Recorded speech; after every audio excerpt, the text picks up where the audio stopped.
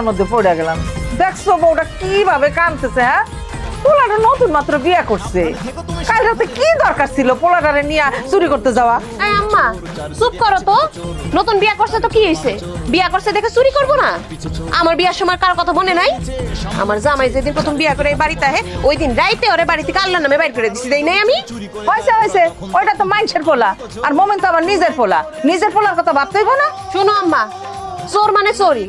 বাপ হইলেও চোর, জামাই হইলেও চোর, নিজের পুত হইলেও চোর, অন্যের পুত হইলেও চোর। চোর চোরই।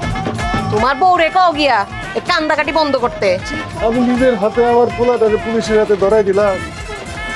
আমার সামনে দিয়া যখন পুলিশ ওরে টাইটা নিয়ে যাইতেছে, আব্বা আব্বা কইয়া কাঁদতেছে, আমি কিচ্ছু করতে পারি নাই। এই দুঃখ আমি কার কাছে কই? আব্বা এত দুঃখ করেন না তো। পোলা চুরি করছে, জেলে গেছে, ভালো হয়েছে। জেলে কয়েকটা দিন থাকো, থাকলে না আরো ভালো চোরে বেরিয়ে পারবো। জেলে না অনেক শিক্ষিত চোররা থাকে। এই, শিক্ষিত চোর আর আমরা কে কইলাম? শিক্ষিত চোররা কোটি কোটি টাকা চুরি করে, যেইখানে যা পায় তাই চুরি করে।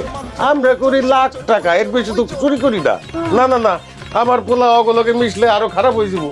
হ্যাঁ, ইয়ে কি বলে, জামাইটা কই? জামাইটা কই তা তো কইতে পারি না। শুধু জামাই করে খবর দিত, এটা মিটিং বসাইতে হইব। অগ কারণে আমার পোলাটা ধরা খাইছে, সবগুলোর পিটাইয়া পিঠের সামনে তুলে দিব। শুধু জামাই করে ডাক দিত, জামাই জন্য একটা মিটিং ডাক। যাইতেছে। কি বললেন এটা?